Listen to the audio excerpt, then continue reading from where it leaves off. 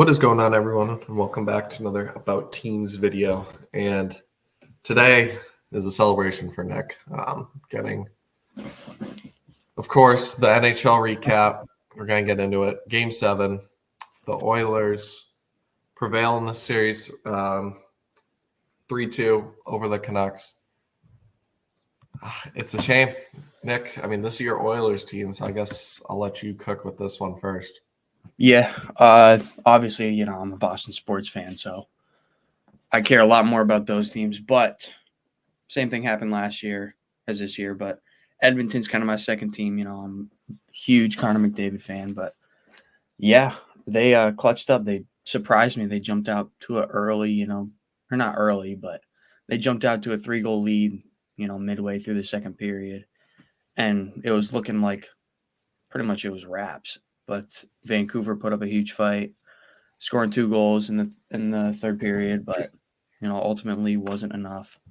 Skinner clutches up again. I was shocked again, but it was a great series for Vancouver. Like, they're playing with their third goalie the whole time, and he showed up. Evan Bouchard's kind of been the best player in this series, even with two of the best players in the world on his team. He has really showed up in the last 3 or 4 games, either goals or assists wise. But yeah, it's gonna be, like I said before the podcast, it's gonna be a matchup of our two teams. You got Dallas going all the way to the Cup final, and I can't root for the Bruins anymore because they're sitting on the couch in Cancun watching these games. So I got to root for that.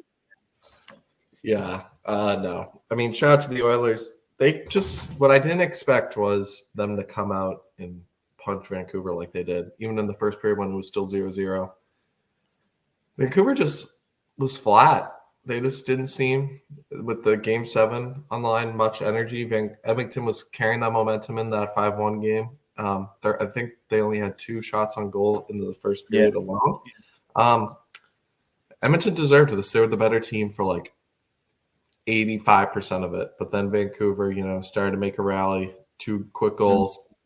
They almost tied up at the end with a Miller shot, but just didn't fall. And you got to give Edmonton's defense a lot of credit. When you have a backup, or you have questionable goaltending, they even ran their backup out for a game. It's gonna be a toss-up, and you don't know what kind of goal you're gonna get. And credit to Vancouver's goalie, Silvos, a backup as well. But Edmonton, a furious rally almost happened. I get what we've learned throughout this playoffs is 3-0 leads are never safe for 3-goal leads. There are a lot of comebacks we've seen so far in this playoffs. But Edmonton's big guys stepped up when they needed to, and that's a huge testament. I think Vancouver, it's a shame they didn't win this. They had a great season, but ultimately, when you come out for flat in your home arena in a Game 7, you're not going to win. And getting 17 shots on, I believe it was still Skinner starting, that's not going to win you a game. But there's not really much else I can add on. It's just a shame, obviously, for my pick. But, the Canucks, it was a great series at the end. Division rivals. This is what playoff hockey is: emotional 7-game roller coasters. Edmonton completes the 3-2 comeback. And when you have McDavid, anything's possible. But as we get into these previews, I think the winner of this was just playing for second place in the Western Conference, because there's a juggernaut waiting that I don't think will want to be messed with. And as we get into those, I say we just ride that series out while we're still on the Oilers in Dallas.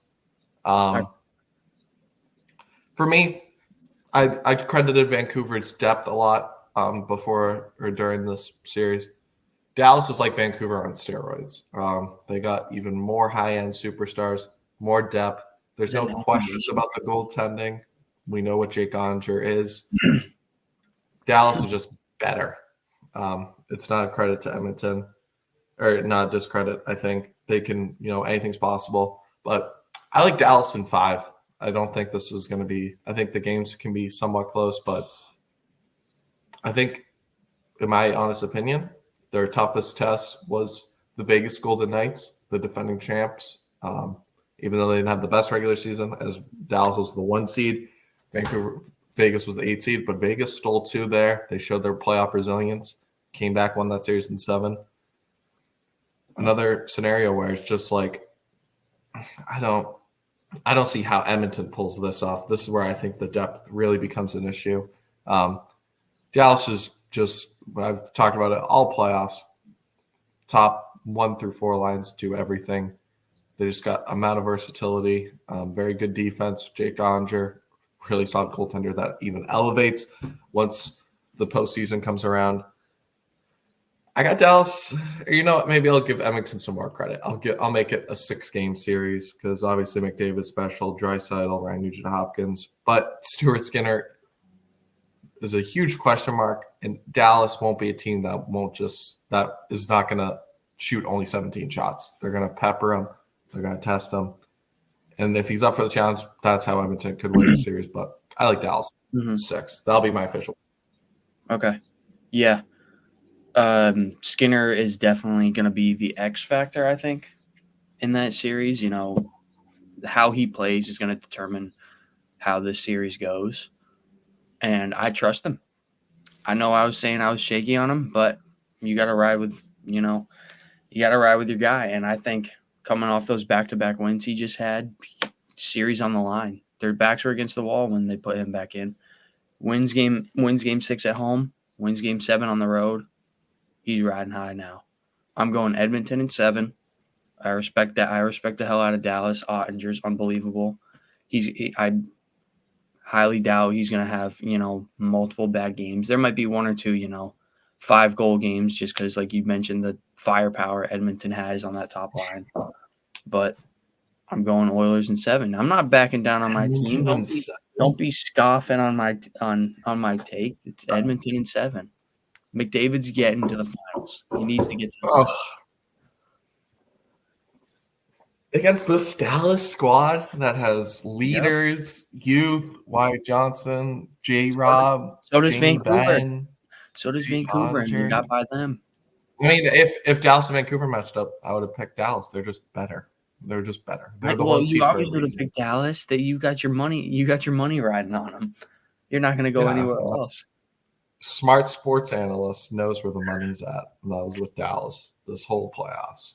But all right, that's for we got toss up. We still got some good series. It should be interesting. McDavid's obviously highlight hockey, but so is all Dallas. So it's gonna be a great series. But I still think Dallas in 6. Now for the other series, I think is gonna be, for my opinion, going the distance. Florida, the reigning Eastern Conference champs. New York, the best regular season team, took care of Carolina in 6 games, but was almost 7. They showed their resilience in a comeback win, which I think is even more impressive than just sweeping Carolina. This is going to be a great series. Both teams are scrappy. Both teams have a lot of talent. Both teams have really good playoff goaltenders in recent time. For my opinion, though, I'm just going to ride with them. I like Florida in the series in 7 games. I think Florida, obviously they made it to the finals last year. I don't see why they can't go back. I mean, they've proven that their team is built around playoff hockey. And so is New York's, but we've seen Tkachuk, Barkov. We just seen them do it before, and that's where I trust them. I just think they know what it takes. Paul Maurice, for as much of a mediocre hire as I thought that was looking back, he just has been pushing the right buttons so far with this Florida team. You can see him when he's yelling on the bench. They immediately respond with a goal. I just like Florida. Something about it is telling me it's going to go the distance. Obviously, New York with Panarin, Zibanejad, Igor, Adam Fox. A lot of talent. But something's just telling me that the Panthers are just going to scrape by in like a 2-1 Game 7 win. Florida takes the dub and moves back to the NHL Finals for a 2nd year in the row.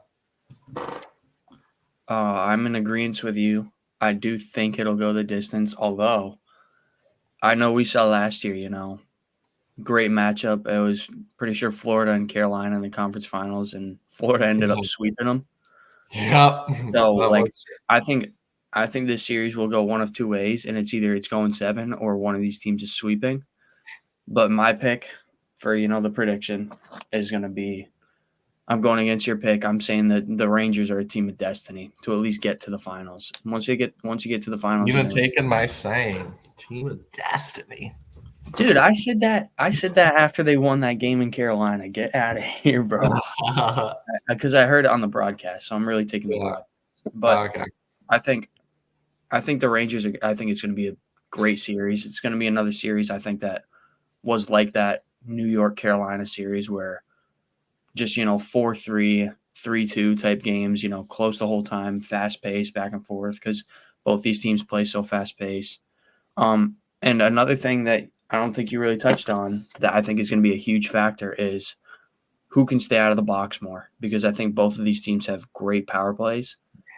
We saw it with New York, and the Bruins kind of shut down Florida's power play a little bit. That's what I was say. I was a little bit concerned about that for Florida, but also the Bruins, I think, are just a very good penalty killing team. They just don't have the tools to score goals, obviously, but that's not what we're talking about. But yeah, I think it's who can stay out of the box more because if Florida's giving New York 4 or 5 power plays a game because they're trying to beat the shit out of them, New York's going to score 4 goals. And I don't think Florida can keep up at that point, but also vice versa. If New York's trying to retaliate and they're putting themselves in the box, putting themselves at the disadvantage, then Florida's going to capitalize on that. As good as Igor has been, really his whole playoff career, a goalie can't go out there and consistently win you games when it's 4-on-5 hockey, when he's down a man. So I think it's going to be a great series. Hopefully, the refs just let them play. Obviously, you don't want to see dirty plays happen or anything, but hopefully the refs just let them play so we can just see 5-on-5 hockey for 2 of the best teams in the East. But I think New York in 7 is going to be, the ultimate conclusion. New York at home. I mean, yeah, I thought Carolina was going to come back, but then they just Kreider turns into Gretzky. I'm not mad. I think, New York's power play is really good. I mean, I think it was like game 1, they scored like 2 power play goals within like 10 seconds against Carolina. It's going to be a great series, goes the distance, but I'm just going to trust what I've seen from Florida. They haven't disproven me wrong yet, and I think they have the speed to keep up with New York. It's going to be great battles. I'm excited to see how it plays out, especially the first 2. It'll be decisive. Will this just be a home versus home thing, or can it be, teams splitting on the road? It'll be very interesting to see. Game 1, obviously, tomorrow will be exciting. But with that being said, we'll be able to do some other fun activities as well, different hockey topics as, with kind of way the games are spaced out after this. But with that being said, thank you guys all for listening, and we'll catch you in the next video.